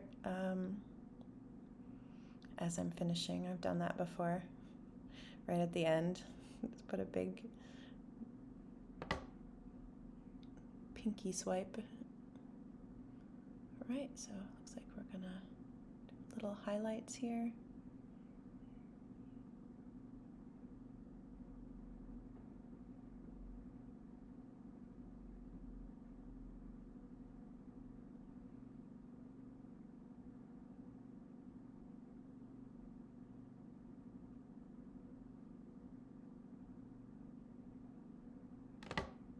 And with only a minute or so left of this video, I can see a bunch of things that I would still do, but let that be a lesson to you. A time limit is your friend, because you will always see things that you would like to fix, and unless you have a supreme amount of self-control, you will often overdo it. I mean, there are painters, like photorealistic painters, who know how to finish things to the nth degree elegantly, but most of us don't. What? A Hail Mary at the end. Well, I didn't know there was a timer on it, so it didn't feel like that while I was doing it. That's what it seems like as I'm seeing the time run out. Ooh, and then take off the paint.